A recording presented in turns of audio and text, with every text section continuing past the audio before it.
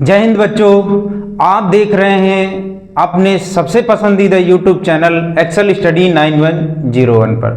तो कैसे हो बच्चों? आशा करते हैं कि सब स्वस्थ और बेहतर होंगे। तो बच्चों, जैसे हमने चैप्टर नंबर 1 केमिस्ट्री का जो आपका चैप्टर चल रहा था, उसके हमने कई सेशन किए थे। उसमें हमने आपको बेसिक से लेकर के अब क्रियाओं तक के सेशन को कंप्लीट किया था।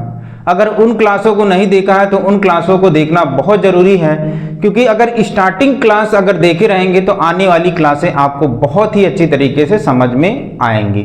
तो बच्चों, आज के सेशन में जो हम लेके आए हैं बहुत ही इम्पोर्टेंट आपका, और इस चैप्टर का अगर हम बोलें तो लास्ट आपका टॉपिक्स है, जिसका नाम है संचारण और विकृत गंधिता। इसको बहुत ही आसानी तरीके से सीखेंगे और ये प्यारे बच्चों बहुत ही इम्पॉर्टेंट है।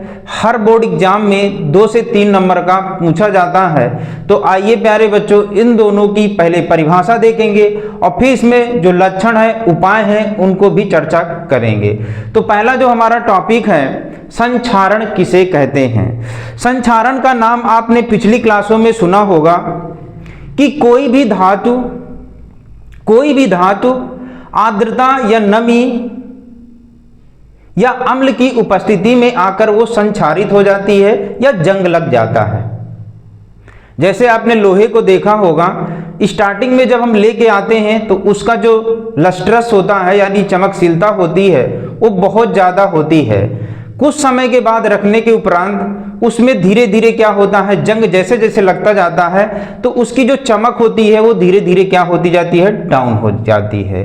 तो इसी प्रक्रिया को हम क्या कहते हैं, संचारण कहते हैं। अब हम इसकी परिभाषा पर अगर ध्यान देंगे तो लिखा कि जब कोई धातु, जैसे अभी हमने बताया है लोहा, तो लोहा भी प्यारे बच्चों एक धातु है। लोहे में प्यारे बच्चों क्या होती है, धातु की अगर परिभाषा करें तो धातुओं में क्या होती है, चमक होती है, तन्यता होती है, आघात वर्धनीयता होती है, तानने पर तन जाती है, और साथ साथ में उनमें चमकशीलता होती है, और विद्युत की क्या होती है, सुचालक होती हैं। तो यहाँ पर यही बोल रहा है कि जब कोई धातु अपने आसपास अम्ल, आर्द्रता आदि के संपर्क में आती है।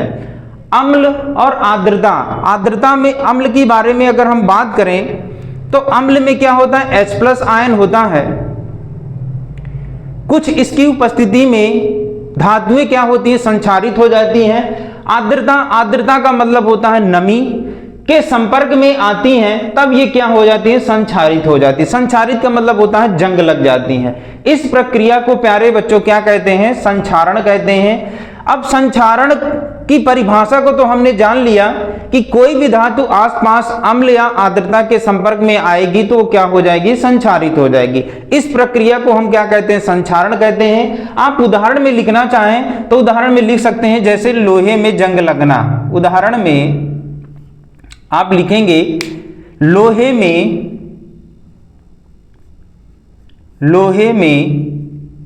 जंग लगना। ये भी आपकी प्यारे बच्चों क्या होगी, संचारण की प्रक्रिया होती है। हमने आपको बताया है कि जब हम लोहा लेके आते हैं तो स्टार्टिंग में क्या होती है, उसकी चमक ज्यादा होती है। जब अम्ल और आर्द्रता की उपस्थिति में वो कंटिन्यू रखा रहता है तो कुछ समय के बाद उसकी चमक क्या होती है, डाउन हो जाती है, अर्थात वो जंग रोधी यानी जंग लग जाता है। ठीक है, तो यहाँ पर प्यारे बच्चों हमने एक पॉइंट लिया है कि संचारण को रोकने की क्या उपाय हैं। अगर संचारण ना होने पाए तो उसके क्या क्या उपाय होते हैं। आपने देखा होगा कि जैसे कोई भी लोहे की वस्तुएं हम घरों में प्रयोग करते हैं, लगाते हैं, तो उसमें अगर जंग ना लगने पाए उसके लिए हम पेंट करते हैं, ग्रीस करते हैं, और या तो हम जिंक की परत चढ़ा देते हैं, जिससे वो जंग से क्या होती हैं, बची रहते हैं। तो यहाँ पर लिखेंगे, यही बोला है संचारण को रोकने के उपाय। तो हम प्यारे बच्चों क्या करते हैं, पेंट किया करते हैं। पेंट करके ग्रीस लगाकर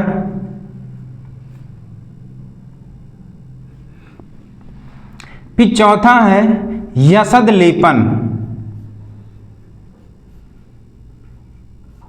या इसी को बोलते हैं गैल्वेनीकरण। इसमें जिंक की परत चढ़ाई जाती है, जिंक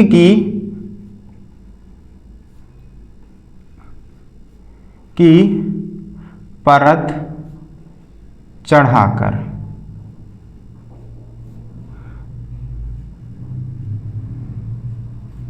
तो इस प्रकार से किसी भी धातु में जंग ना लगने पाए, ये हम 3 प्रक्रियाएं कर देंगे तो क्या होगा, जंग रोधी हमारी धातु बनी रहेगी, अर्थात उसमें जंग नहीं लगेगा।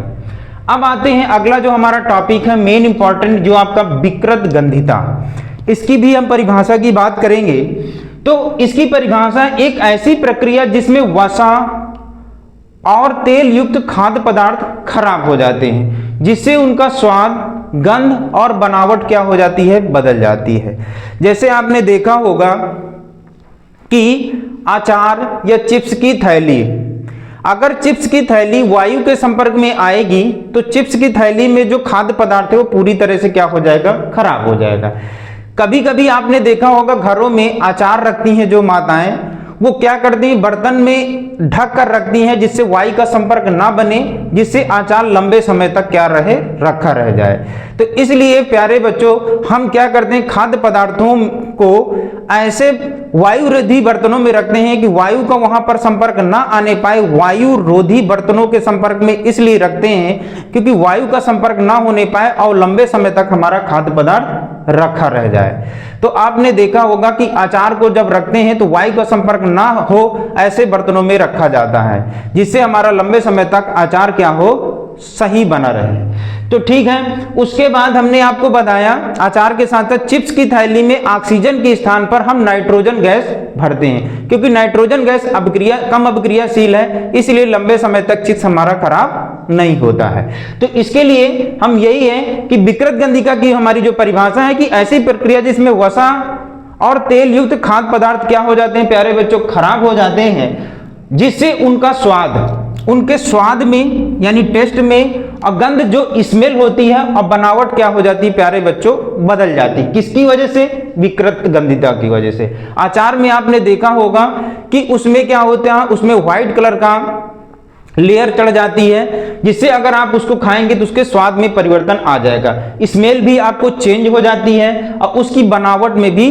परिवर्तन हो जाता है, क्योंकि उसमें फफूंद लग जाता है। तो इस प्रकार से ऐसी प्रक्रिया को हम क्या कहते हैं, विकृत गंधिता कहते हैं। अब इसके लक्षण को कैसे पहचानेंगे, तो विकृत गंधिता में भोजन का स्वाद कड़वा या अप्रिय हो जाता है। कड़वा यानी कि उसका जो स्वाद होगा वो आपको तीखा लगने लगेगा, और साथ साथ में अप्रिय का मतलब होगा कि हमें वहां पर वो अच्छा नहीं लगने लगेगा।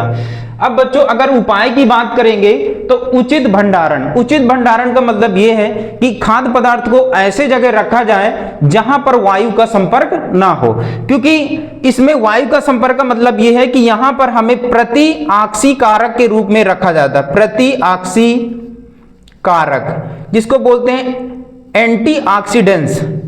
एंटीऑक्सीडेंट का मतलब ये होता है कि जहां वायु का संपर्क ना हो, तो हमें यहां पर उचित भंडारण करना है। जब भी कोई चीज रखना है तो वहां वायु का संपर्क नहीं होना चाहिए, यानी वायु रोधी बर्तनों में रखना है, जिससे लंबे समय तक वो खराब नहीं होंगे।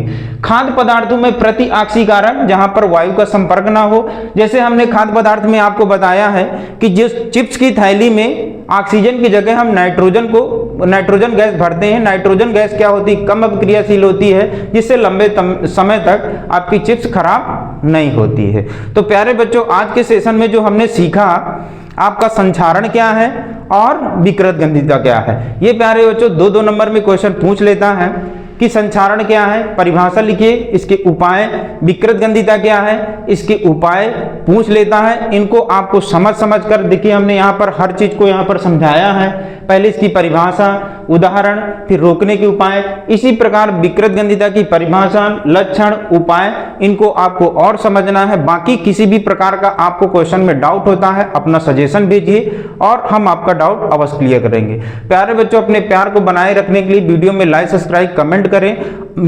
आने वाले सेशन में मिलते हैं। अब हमारी जो चैप्टर 1 की एक्सरसाइज है, उससे हम आने वाले जो संभावित प्रश्न है, PYQ है, जो मोस्ट इंपॉर्टेंट क्वेश्चन है, उनकी चर्चा करेंगे। तो मिलते हैं प्यारे बच्चों अगले सेशन में, तब के लिए थैंक्स।